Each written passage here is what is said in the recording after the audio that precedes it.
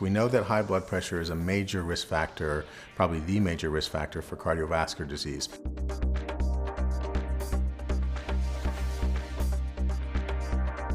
It's not something that people necessarily feel. They don't feel badly all the time from high blood pressure, but yet it's a very potent risk factor for disease and death. So risk factors that could cause high blood pressure most commonly is a family history. When we think about blood pressure, a majority of the time it's genetic, or race and ethnicity. We know that disproportionately African Americans are at higher risk of having high blood pressure.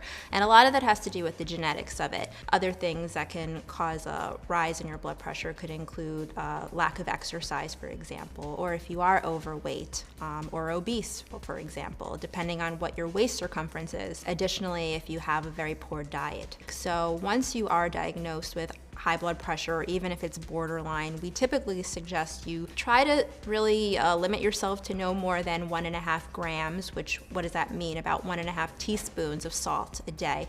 Smoking is another risk factor that we think about that puts you at a much higher risk of having elevated blood pressure.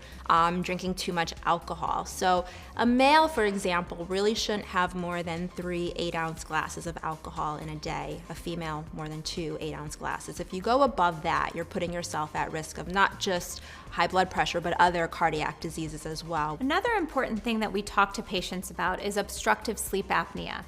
If you have obstructive sleep apnea, that can definitely increase your risk of having high blood pressure. And when we diagnose obstructive sleep apnea and treat it, we can expect that those blood pressure numbers will come down. Risk factors for developing high blood pressure are diabetes, older age, high cholesterol. If you're younger and this is the first time you're being diagnosed with elevated blood pressure, we as physicians think about even other causes that could lead to it, which are more rarer. Is it potentially like an endocrine abnormality, meaning that you're releasing too much hormones, for example? Or is it maybe a medication you're taking? Commonly, for example, female patients on birth control pills can have elevated blood pressure. So that's something that we need to kind of further look into. Having high blood pressure or having high cholesterol doesn't mean you have heart disease. Those are risk factors for heart disease. It's like saying someone had a drink and then they went driving. Doesn't mean they're going to crash. It increases the risk that they're going to crash. So it's important to know that these are risk factors, and these risk factors can be modified,